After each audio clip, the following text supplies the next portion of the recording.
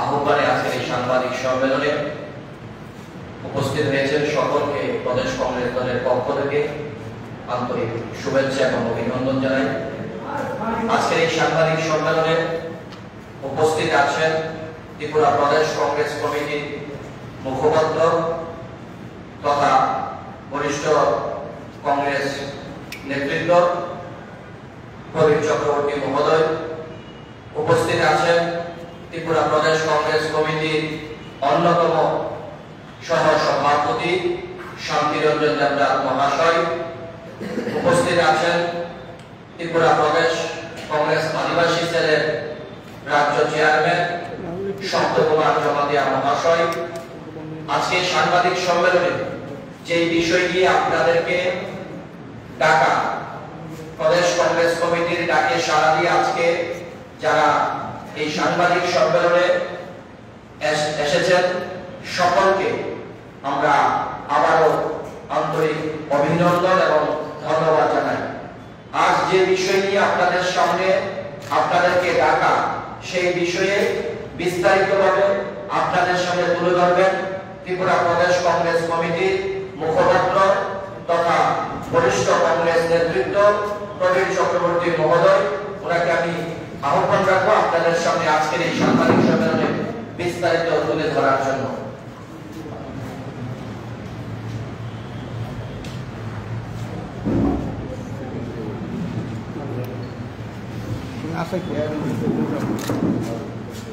নমস্কার সাংবাদিক বন্ধুদের, প্রদেশ কংগ্রেসের পক্ষ থেকে অভিনন্দন জ্ঞাপন। শুনেছেন আপনারা, আমার সাথে উপস্থিত আছেন বরিষ্ঠ কংগ্রেস নেতা, প্রদেশ কংগ্রেসের অন্যতম সহ সভাপতি শ্রী শান্তিরঞ্জন দেবনাথ, উপস্থিত আছেন আদিবাসী কংগ্রেসের চেয়ারম্যান, প্রদেশ কংগ্রেসের অন্যতম সাধারণ সম্পাদক শ্রী সপ্তকুমার জমাতিয়া, আছেন আমাদের কংগ্রেসের উদীয়মান নেতা মোহাম্মদ শাহজাহান ইসলাম। আমরা যে বিষয়ে কথা বলতে চাই সেটা শুনেছেন শাহজাহান বাবুর বলার চেষ্টা। 2014 নির্বাচনের পূর্বে বিজেপির মুখ্য স্লোগান ছিল সুশাসন সংকল্প, বিজেপি বিকল্প। আর হাতে ঘাটে মাঠে সর্বত্র প্রচার করে দিয়েছিলেন আজকের যিনি প্রধানমন্ত্রী মোদীজি, না খাওয়া না খাবে। এই সময়ে দেশবাসীর অভিজ্ঞতা আমি বিস্তারিত বলতে চাই না, স্বল্প সময়ের মধ্যে জাতীয় ক্ষেত্রে শুধু 4টি বিষয় উল্লেখ। এই সময়ের মধ্যে যেগুলি বহুল প্রচারিত, যা আজও উত্তর হয়নি, সেগুলির মধ্যে একটা বড় বিষয় হচ্ছে প্রতিরক্ষার অন্যান্য দিকে আমি না গিয়ে রাফায়েল বিমান, যাতে ইউপিএ সরকারের সময় যে চুক্তি হয়েছিল তাতে এই একই বিমানের দাম নির্ধারিত ছিল 526.10 কোটি টাকা। আর মোদীজি প্রধানমন্ত্রী হওয়ার পর সেই চুক্তি বাতিল করে নতুন যে চুক্তি করেছে এতে দাম নির্ধারিত হয়েছে 1666.67 লক্ষ কোটি টাকা। 67 কোটি টাকা, এতে অতিরিক্ত যে ব্যয় হয়েছে সে ব্যয়টা হচ্ছে, ব্যয়ের পরিমাণ হচ্ছে 1100 কোটি টাকা। আমাদের প্রশ্ন হচ্ছে, আগেও প্রশ্ন ছিল, এখনো প্রশ্ন, এই যে 1100 কোটি টাকা, এটা দৃশ্যত দেখা গেছে বিমান নির্মাণকারী, যুদ্ধ বিমান নির্মাণকারী ফরাসি সংস্থা আর আমাদের দেশে মোদীর 51তম বান্ধব অনিল আম্বানির মধ্যে ভাগ হয়েছে। এর পেছনে আর কোন রহস্য লুকিয়ে আছে কিনা এটা আজও দেখতে পারি। দেশবাসীর প্রশ্ন, আমাদেরও প্রশ্ন, যে এই সময়ের মধ্যে বড় বড় কেলেঙ্কারি যেগুলি আমাদের কংগ্রেসের শুধু অভিযোগ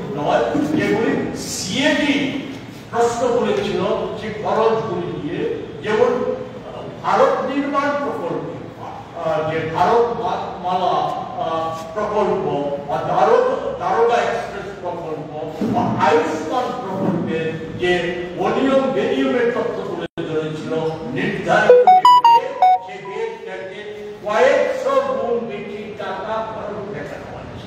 আয়ুষ্মান প্রকল্পে এত প্রচারিত প্রকল্পে, সেই প্রকল্পে একটা ফোন নম্বরে 7,500 মতো নাম রেজিস্টার করা ছিল। তাদের ওই টাকা সেই একটা ফোন নম্বরে তাদের টাকা জমা হয়েছে।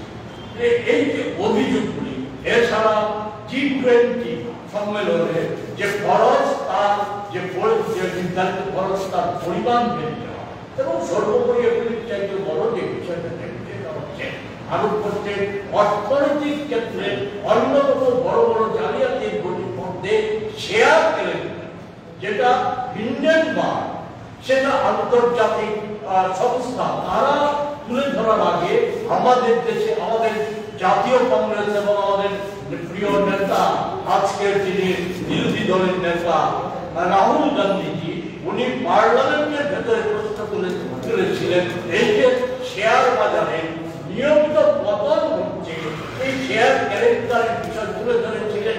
এর সাথে আদানি, মোদি বান্ধব আদানি যুক্ত এবং এটা পরিকল্পিতভাবে করা হচ্ছে, এই ব্যাপারটা তুলে ধরেছিল এবং এটাও উল্লেখ করেছিল শেয়ার বাজার নিয়ন্ত্রণ করার জন্য সরকারি যে সংস্থা সেবি, সেই সেবির প্রধান মাধবী ঘোষ এবং ওনার স্বামী এর সাথে যুক্ত, কিন্তু সরকার এবং মোদীজি বর্ণপাত করেনি, অস্বীকার করে। আজকে আমি এই কারণেই কথা বললাম, আজকে সম্প্রতি এই কিছুদিন আগে যখন শেয়ার বাজারে একটা নিয়মিত ঘটনা দাঁড়িয়ে গেছে যে শেয়ারের, আমাদের দেশে শেয়ার বাজারের অবিরাম পতন হচ্ছে। আমাদের দেশের দীর্ঘ 40-45 বছরের ইতিহাসে এত ব্যাপক পরিমাণে শেয়ার বাজারের পতন ঘটেনি। আমাদের দেশের বিনিয়োগকারীদের যেমন ক্ষতি হচ্ছে, অন্য দিক থেকে আমাদের দেশে বিদেশি রপ্তানিকারীরা তারা আমাদের দেশ থেকে রপ্তানি করে দিচ্ছে। এটা অন্য প্রসঙ্গ, এই প্রসঙ্গে আমি আজকে যেতে চাইছি না। এই যে বড় কেলেঙ্কারি, এটা আমাদের যে অভিযোগ, রাহুল গান্ধীজির যে অভিযোগ, এই অভিযোগের সত্যতা মেনে নিয়েছে ভারতবর্ষের একটি আদালত। সেখানে এই সেবির প্রধানের, প্রাক্তন প্রধানের যে যুক্ত থাকার বিষয়টা শেয়ার কেলেঙ্কারিতে তার তদন্ত এবং তার নামে এফআইআর দাখিল করার নির্দেশ করতে দিয়েছে। এই যখন দেশের অবস্থা, এর নিরিখে আমরা যদি দেখি আমাদের রাজ্যের অবস্থা, দেশে যেমন একটা বিষয় তো কি যে 14 সালের নির্বাচনের আগে দুর্নীতি নিয়ে ব্যাপক প্রচার চলছে এবং আজকে তথ্য বেরিয়ে আসছে আমেরিকা থেকে ওই সময় সরকার বিরোধী আন্দোলনে বিজেপিকে টাকা দিয়েছে, আন্না হাজারেকে টাকা দিয়েছিল তো একটা সংস্থা সেই আন্দোলনে। কিন্তু আজকে মোদীজির 11 বছরে একটা দুর্নীতিরও যেমন প্রমাণ হয়নি, অন্য দিক থেকে আমরা কি দেখছি যে দুর্নীতির অভিযোগ যাদের বিরুদ্ধে ছিল জাতীয় স্তরে এবং রাজ্যে রাজ্যে যাদের বিরুদ্ধে মামলা চলছিল, আজকে এই সময়ের মধ্যে তাদের অনেকেরই মামলা প্রত্যাহার সহ, তদন্ত বন্ধ করা সহ, তাদেরকে কাউকে কাউকে কেন্দ্রীয় মন্ত্রী করে দেওয়া হয়েছে, কাউকে কাউকে রাজ্যের মুখ্যমন্ত্রীর দায়িত্ব দেওয়া হয়েছে। ফলে দুর্নীতির চাপটা সেখানেই শেষ হয়ে গেছে। এই সময়ের মধ্যে 11 বছরে আমরা এই কথাটাই বলতে চাই, সর্বক্ষেত্রে দুর্নীতি প্রাতিষ্ঠানিক রূপ পেয়েছে। সরকারি সমস্ত প্রকল্প পায় না। সম্প্রতি সরকারের যে বেটি পড়াও বেটি বাঁচাও প্রকল্প, এই প্রকল্পে গত অর্থ বছরের, সেই অর্থ বছরের বরাদ্দকৃত টাকার থেকে 450 কোটি টাকার হদিশ পাওয়া যাচ্ছে না বলে সরকারি তথ্য জানা গেছে। এই জন্য দেশের অবস্থা, রাজ্যের অবস্থা আরো সুযোগ। আমাদের অনেক কথা বলা হয়েছে, রাজ্যে দুর্নীতিমুক্ত প্রশাসন দেওয়া হবে, আরো অনেক প্রতিশ্রুতি। আজকে আমরা কি দেখছি, 7 বছরে আগেও যে তার পূর্বতন সরকারের সময় নানা ক্ষেত্রে দুর্নীতির অভিযোগ উঠেছিল, নিগু বাণিজ্যের অভিযোগ ছিল, ওই জমি দালালদের গৌরত্ব বৃদ্ধির অভিযোগে সমস্ত অভিযোগ ছিল, সরকারি ক্ষেত্রগুলিকে বেসরকারি ক্ষেত্রে হাতে তুলে দেওয়া, এই সমস্ত ক্ষেত্রে অনৈতিক পথ অবলম্বনের নানা অভিযোগ ছিল। এই অভিযোগ, এই সমস্ত কারণে তো ওই সরকারটার পতন ঘটেছিল। তার পরিবর্তন করে এই বিজেপি সরকার বিজেপিকে এই রাজ্যের একটা বিরাট অংশের মানুষ সমর্থন করেছে। আজকে ফল হচ্ছে 7 বছরে এমন কোন ক্ষেত্র নেই, একেবারে পঞ্চায়েত থেকে শুরু করে মহাকরণের সর্বোচ্চ স্তর পর্যন্ত দুর্নীতি আজকে ছেয়ে গেছে। কোনো জায়গা শিক্ষা, স্বাস্থ্য থেকে শুরু করে সড়ক যোজনা, এমনকি শিক্ষাক্ষেত্রে অঙ্গনাদি কেন্দ্রে একটা চাকরি পেতে গেলে করে টাকার বিনিময়। এটা আমাদের কথা নয়, আমাদের কোনো অভিযোগ নয়। অঙ্গনাদি ক্ষেত্রে টাকা দিয়ে বন্ধ করে রাখা ঘটনা সংবাদ মাধ্যমে একের পর এক প্রকাশিত হচ্ছে। রাজ্যে দুর্নীতির নানা খবর, নানা তথ্য বিভিন্ন সময়। একটা সময় ভয়ের পরিবেশটা ভয়ঙ্কর ছিল বলে সেখানে জানেন আপনারা যে খবর প্রকাশিত করার জন্য রাজধানীতে বিরোধী রাজনৈতিক দলের অফিস শুধু আক্রান্ত না, সংবাদপত্রের অফিস ঘুরিয়ে দেওয়া হয়েছে, আগুন লাগিয়ে দেওয়া হয়েছিল। কিন্তু আজকে সংবাদ মাধ্যমের একটা বড় অংশ, প্রতিষ্ঠিত সংবাদ মাধ্যমগুলি, তারা নানা দুর্নীতির তথ্য ধারাবাহিকভাবে এর মধ্যে এই সময়ের মধ্যে যদি আমরা দেখি ওই জাতীয় সড়ক যোজনা নিয়ে ধারাবাহিকভাবে দুর্নীতির নানা তথ্য বেরিয়ে এসেছে, জল জীবন মিশন প্রকল্প নিয়ে ধারাবাহিকভাবে তথ্য বেরিয়ে এসেছে, আমাদের বিভিন্ন যে সরকারি অন্যান্য দপ্তরগুলি নিয়ে দুর্নীতির বিভিন্ন তথ্য সম্বলিত রিপোর্ট প্রকাশিত হয়েছে, আমাদের যে রাজ্য আধা সরকারি সংস্থাগুলি ছিল সেই সংস্থাগুলির যে স্থায়ী আমানত যেগুলি ছিল এগুলির রূপাকের তথ্য বেরিয়ে এসেছে, আমাদের দলের থেকে প্রতিবাদ করা হয়েছিল। এগুলির সম্পর্কে সরকার অধিকাংশ ক্ষেত্রে নীরব ভূমিকা এবং একটা দুটা ক্ষেত্রে তদন্ত হলে পরেও বিলম্বিত তদন্তের কারণে সেখানে যেখানে দেখা যাচ্ছে ওই তদন্ত দোষীদের বিরুদ্ধে কোনো ব্যবস্থা গ্রহণ করা যায় তাদেরকে আড়ালে রাখা।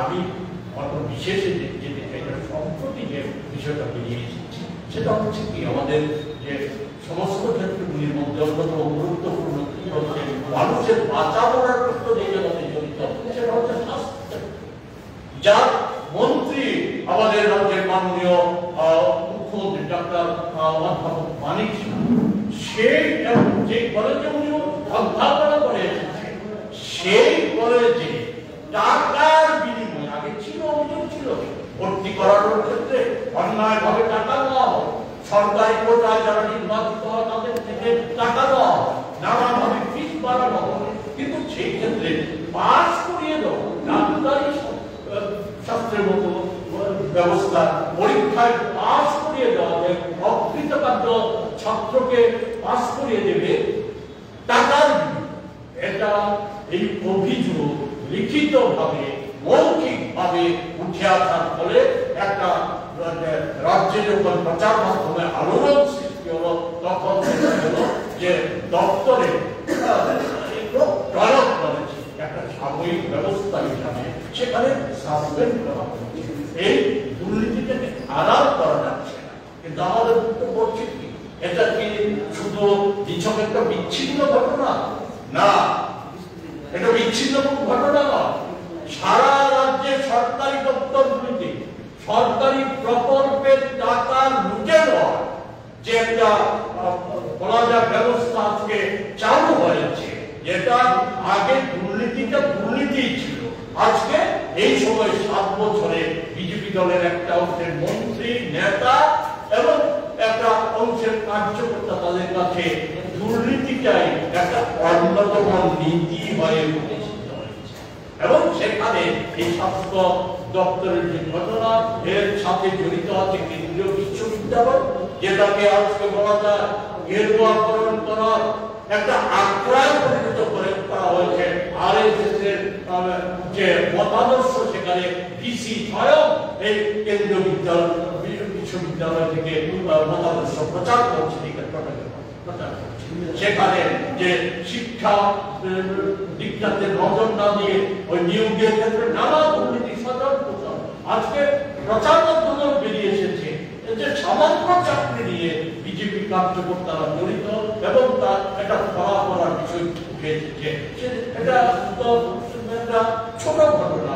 এই কেন্দ্রীয় বিশ্ববিদ্যালয়ের কর্তৃপক্ষ এবং সরকারের সহযোগিতা গুরুত্বপূর্ণ পদগুলিতে ভিসির আত্মীয় স্বজন এবং আমাদের রাজ্যের মহামান্য বিজেপি নেতাদের যে পরিবার পরিজনদের লোকদেরকে ছেলে মেয়েদেরকে অন্যায়ভাবে এই সংস্থায় ঢুকিয়ে দেওয়া হচ্ছে। চাকরি বাকরি এটা সামান্য কয়েকটা চাকরি নয়, এই সামান্য চাকরির ক্ষেত্রে অর্থের লেনদেনের কথা আজকে গত 5ই ফেব্রুয়ারি মুখ্যমন্ত্রী এবং আমাদের দেশের স্বরাষ্ট্রমন্ত্রীর ভার্চুয়াল উপস্থিতিতে ফলাও করে চাকরি মেলা করা হয়েছে। সেই চাকরি মেলায় যে সর্বশেষ যে তথ্য বেরিয়ে এসেছে 378 জন ডি ক্যাটাগরির চাকরি যেটা বহির্রাজ্যে গিয়েছে, আমাদের রাজ্যে কি সেই ডি ক্যাটাগরির চাকরি করার মতো ঘরে ঘরে বেকার।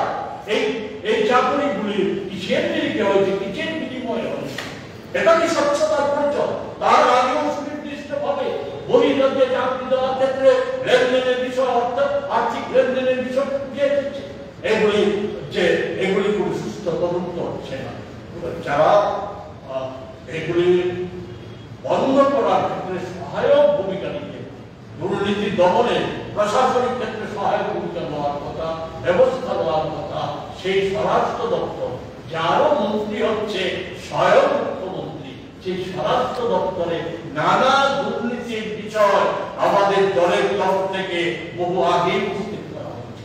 22-23 সালে সুনির্দিষ্টভাবে সিপাহী জড়া জেলা পুলিশ সদর কার্যালয়ে আর্থিক নানা অনিয়ম বেনিয়মের খবর সংবাদ মাধ্যমে প্রকাশিত হয়েছিল। আমাদের দলের তরফ থেকেও এখনকার তদন্তের দাবি জানানো হয়েছিল।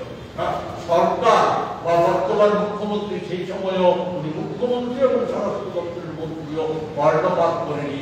অবশেষে গত সপ্তাহে ডিজিপি নড়েচড়ে বসার পরে সেখানে ওই পুলিশ কর্মী জড়িত থাকা অনিয়ম দুর্নীতি কোটি কোটি টাকা দুর্নীতিটা 6-7 বছর যাবত চলে আসছিল, এর জড়িত থাকার সুবাদে 5 জনকে গ্রেফতার করা হয়েছে। এগুলি দিকে আমরা যেটা বলতে চাই, আরো অনেক বিষয় আমি বিষয়ে বলবো।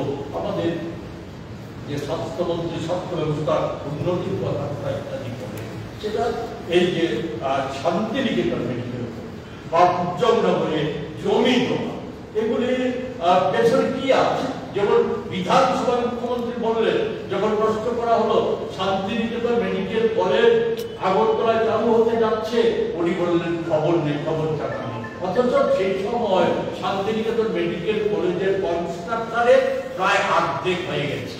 আর তার কিছুদিন পর আমরা দেখলাম কি সরকারি যে পরিকাঠামো আইজিএম হাসপাতাল তাকে দিয়ে দেওয়া হয়েছে শান্তিনিকেতন মেডিকেল কলেজ চালানোর জন্য। এই শান্তিনিকেতন মেডিকেল কলেজের অন্যতম মালিক, যার সবচাইতে বেশি অর্থ সেই মেডিকেল কলেজে আছে, তিনি আর কেউ নন, তিনি হচ্ছে এই পশ্চিমবাংলার গরু পাচার মামলায় গ্রেপ্তার হওয়া জেল থেকে আসা একজন অভিযুক্ত তৃণমূল নেতা। ওনার টাকা সেখানে থাকে। আমাদের উজ্জ্বলনগর জমিদার আমাদের কংগ্রেস দলের সিডব্লিউসি সদস্য বিধায়ক মাননীয় বিধায়ক সুদীপ রায় বর্মন বিধানসভার ভেতর জানতে চেয়েছিল এর যে একটা মেঘালয়ের একটা সংস্থাকে হাসপাতালকে জমি দিয়ে দেওয়া হচ্ছে, এই জমি দেওয়ার পেছনে সত্যটা কি? কেউ খোলাসা করে বলেনি।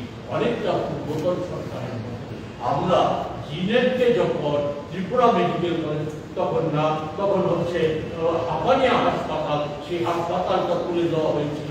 আমরা কংগ্রেস দলের তরফ থেকে আমরা দাবি করেছিলাম এর পেছনে সত্যটা কি, এটা খোলাসা করে বলার জন্য। সেই সময়ে বামপন্থী সরকারও সেই সত্য খোলাসা করে বলেনি। এবং আমরা শুধু তাই না, আমার মনে আছে, স্পষ্ট মনে আছে, 12 সালে আমরা বলেছিলাম এটা খোলাসা করে বলুন এই জিনেটের যে 12 সালের আগে জিনেটের যিনি মালিক নায়া, সেই নায়া ওই কর্মচারী ডাক্তারদের বেতন বকেয়া রেখে ঠিকাদারদের কাছে টাকা বকেয়া রেখে পালিয়ে গিয়েছিল, পালিয়ে যায়নি, পালাতে এটা আজও কথা হয়নি। এখন এর পেছনে কি কারণ আছে সেগুলি তো বলা প্রয়োজন। আমরা দেখছি মুখ্যমন্ত্রী দায়িত্বের এমন ক্ষেত্রে আমরা একথা বলে শেষ করবো, সারা দেশে অন্যান্য জনস্বাস্থ্যবাহী দাবির প্রশ্নে মানুষের সমস্যা নিয়ে আমাদের জাতীয় কংগ্রেস দল পার্লামেন্টের ভেতরে, পার্লামেন্টের বাইরে যেমন দেশব্যাপী লড়াই করছে, দেশের সম্মান বিনষ্ট করার চক্রান্তের বিরুদ্ধে যেমন লড়াই করছে, বেকারদের সমস্যা সুরাহারের দাবিতে যেমন লড়াই করছে, দ্রব্যমূল্য বৃদ্ধির বিরুদ্ধে যেমন লড়াই করছে, তেমনি আমাদের রাজ্য প্রদেশ কংগ্রেস এই রাজ্যে সর্বস্তরের জনগণের স্বার্থে আমরা লড়াই আন্দোলন জারি রেখেছি।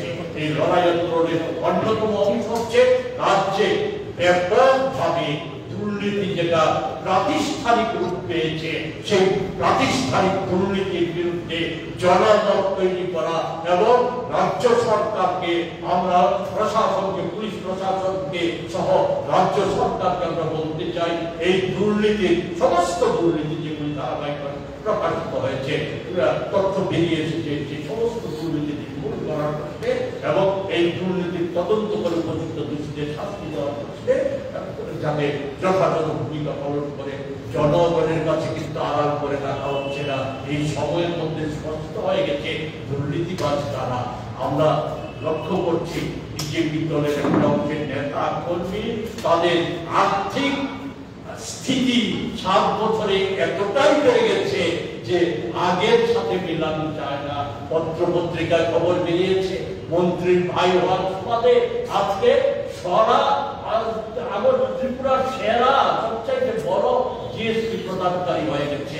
এই 7 বছরে ত্রিপুরার গ্রাম থেকে শহর যত অট্টালিকা নির্মাণ হয়েছে তার 99% প্রক্রিয়া দেখুন, 99%-এর মালিক হচ্ছে বিজেপি দলের মন্ত্রী, নেতা, এমএলএ অথবা কোন ধরনের যে বিজেপি আশ্রিত কালোবাজারি যে শাখার বাড়ি।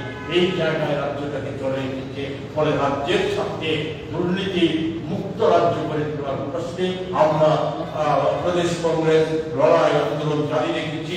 একে আরো বেগবান করার লক্ষ্যে আগামী 11ই মার্চ আগরতলায় আমরা রাজ্যব্যাপী অন্যান্য জনস্বার্থবাহী দাবি সহ দুর্নীতির বিরুদ্ধে আগামী দিনে ব্যাপক আন্দোলন গড়ে তোলার প্রস্তুতি হিসাবে আমরা জনসমাবেশের আয়োজন করেছি।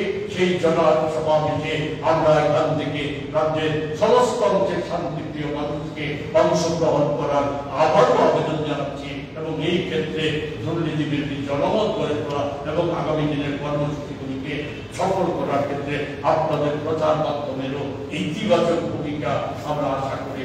আমি আমার কথা এই জনসভাতে প্রধান বক্তা হিসেবে কে থাকবেন?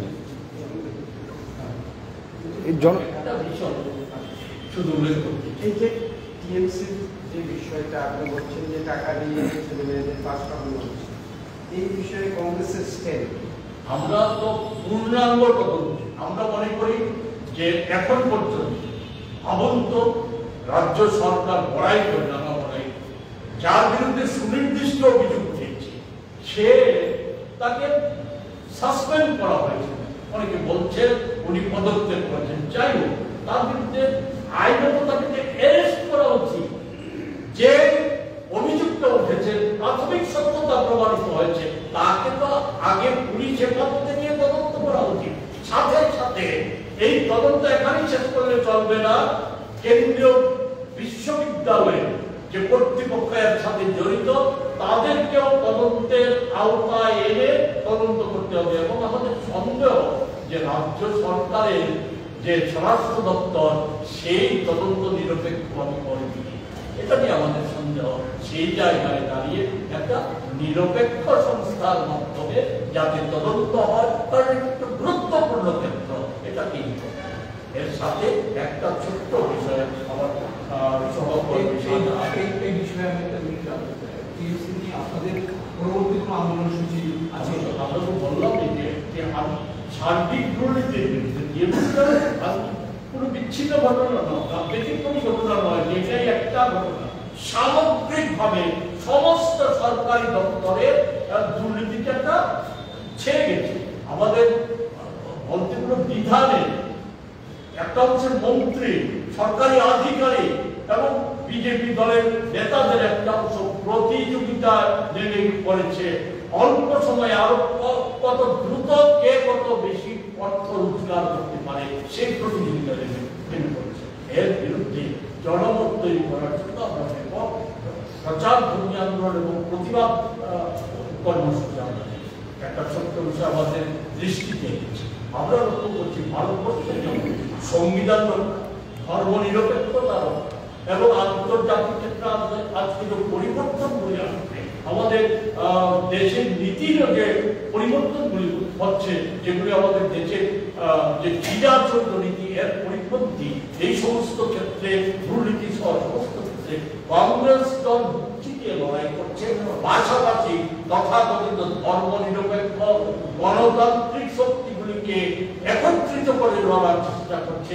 তখন আমরা দেখছি এর মধ্যে কোনো কোনো দল যারা অতীতেও বলা যায় কার্যত মুখে বিজেপির বিরোধী কথা বললেও তলে তলে বিজেপিকে সহায়তা করার একটা রায় নিয়ে চলছিল। এই ক্ষেত্রে নূতন সংযোজন বলতে কোনো দ্বিধা নেই।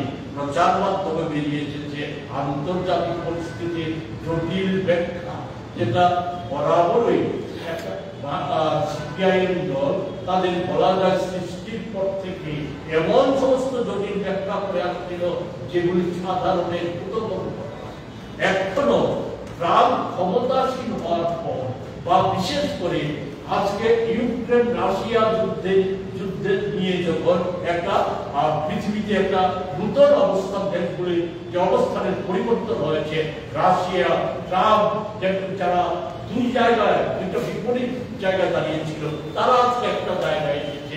আবার ইউরোপীয় দেশ একটা জায়গায় এসেছে। ভারত চিরাচরিতভাবে যে একটা স্বাধীন ভূমিকা নিত, সেই স্বাধীন ভূমিকা ভারত নিতে পারছে না। এই ক্ষেত্রে ভারত কোনো পক্ষকে সমর্থন না করার নীতি নিয়েছে। এই সমস্ত জায়গায় দাঁড়িয়ে সিপিআইএম দল নূতন তত্ত্ব আবিষ্কার করেছে, নয়া নব্য যা মর্মার্থক। আমিও তো সিপিআইএম দল ছিলেন, তো আমি আমাকে দাঁড়িয়ে দেখে আমি নানা নীতিগত এবং পরিচালনাগত নানা বিষয়ে একমত হতে না পারি এবং রাজনীতির প্রচন্ড নিজের সাফাই করতে সরে এসেছে। আমার এই দীর্ঘ রাজনৈতিক জীবনের এই নয়া বেশিবাদীদের তত্ত্ব, যেটা নব্য বেশিবাদ ধারা করে বিজেপিকে খানিকটা সুবিধে পাওয়া দেওয়ার যে নীতি দেশের কোনো কোনো রাজ্যে নেওয়ার চেষ্টা করেছে, এটা আমার মনে হয় সার্বিকভাবে বিজেপি বিরোধী লড়াই একে শক্তিশালী করার পরিবর্তে একে দুর্বল করেছে। এই ক্ষেত্রে আমি রাজ্যবাসীকেও বলবো সতর্ক থাকার জন্য। বিশেষত এই রাজ্যের গণতান্ত্রিক মানুষ এখনো যারা আম মনোভাবাপন্ন ছাত্র যুব সকলের কাছে আমাদের আবেদন থাকবে, এই রাজ্যে বিজেপিকে সরানোর যে লড়াই এবং প্রকৃত অর্থে সারা দেশে যারা করছে এবং এই রাজ্যেও যাদের পক্ষে করা সম্ভব, কংগ্রেস যে পক্ষে ছাড়া বিকল্প ভাবে কারোর পক্ষে এই রাজ্য থেকে বিজেপিকে সরানো সম্ভব না। সেই জায়গায় দাঁড়িয়ে আজকে সমস্ত মধ্যে করার সুযোগ পাবে, নিজের আদর্শ মতামত প্রকাশ করার সুযোগ পাবে। কংগ্রেসই একটা দল যেই দলে থেকে যে স্বাধীন ভাবে মতামত ব্যক্ত করার সুযোগ আছে গণতান্ত্রিক উপায়ে, সেই সুযোগ আছে বলে সেই জায়গায় দাঁড়িয়ে এখন দেশের সামনে যে প্রধান বিপদ, আমাদের রাজ্যের যে সর্বনাশ করেছে, রাজ্যের সামনে যে প্রধান বিপদ, এই বিপদে এই লড়াইকে শক্তিশালী করতে গেলে পরে কংগ্রেসকে শক্তিশালী করা ব্যতীত এর কোন বিকল্প করে সেই জায়গায় আবারও আবেদন করব, যারা বিভ্রান্ত হয়ে যাচ্ছে নানাভাবে, এখনো যারা মুখপ্রশ্রয় আছে নানাভাবে বিজেপি দলের ভেতরে এবং অন্যান্য দল বিশেষ করে বামপন্থী দল যারা আছে তাদেরকে বলবো বিজেপিকে এই যে সরবরাহ দেশকে সরবরাহ করে দিচ্ছে সরবরাহ করে দিচ্ছে এর মাধ্যমে কংগ্রেস এগিয়ে আসা যদি কোনো কিছু 11 তারিখে আপনাদের প্রধান বক্তা হিসেবে কেউ থাকতে পারে দিল্লির কেন্দ্রীয় নেতৃত্বরা, এটা কি? এটা যথাসময়েই আমরা 11 তারিখ সময় আছে, যথাসময়েই আমরা সেই বিষয়ে বিস্তারিত জানাবো। আপাতত এতটুকু ঠিক আছে, আমরা 11 তারিখ রাজ্যভিত্তিক সমাবেশে আগরতলায় না কেউ থাকতে পারেন কি দিল্লির? নিশ্চয়ই এটা থাকার সম্ভাবনা আছে। কে থাকবে না থাকবে এই সম্পর্কে সুনির্দিষ্টভাবে আমাদের প্রদেশ কংগ্রেসের তরফ থেকে যথাসময়ে নির্দিষ্ট জায়গা ঠিক হয়েছে আপনাদের? নির্দিষ্ট জায়গা ঠিক হয়েছে কোন জায়গায় করা হবে? ইতিমধ্যে আমরা যেটা স্থির করেছি এটা হচ্ছে ওরিয়েন্ট বলিতে আমরা জায়গাটা স্থির ঠিক আছে। শেষ